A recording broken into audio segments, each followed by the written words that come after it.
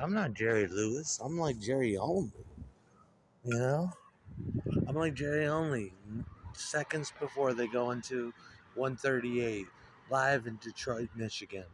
When he's blinking his eyes and he looks down at his base and he looks up again and then he looks over to the left, he looks at Glenn to start up We Are 138. That's me with the eye makeup on. Hell yeah. And sometimes I'm Robo. And on a good night, I'm Doyle. And I sound like Glenn. Whoa. Yeah, no. But Gary Lewis, yeah. He wasn't a singer. He was an actor.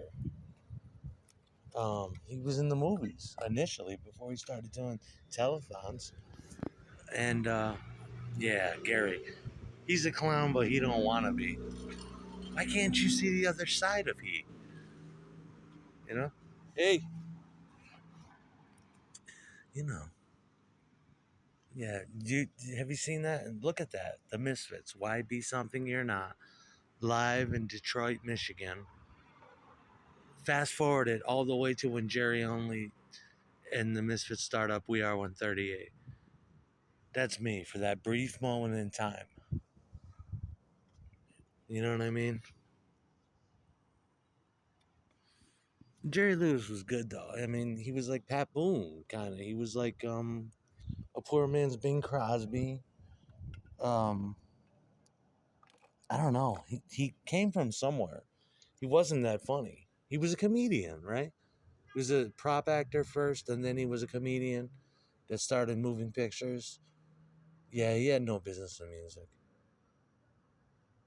He had a little bit of music because with soundtrack and scoring and shit, but no, not really. But that hairdo on Little Jerry, wow. Yeah, he is a clown.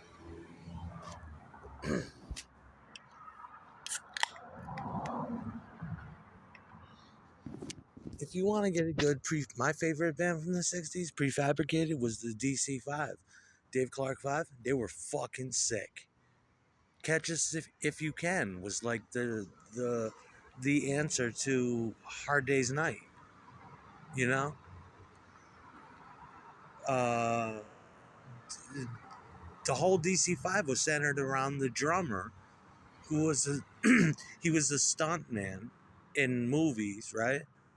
And I'm not sure if he was British, but they have some kind of British ties.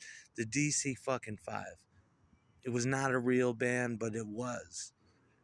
It was, and if I'm not mistaken, it was before the Doors. That might have contributed to the Doors sound, that Vox Continental organ. The DC5, and then you had um yeah.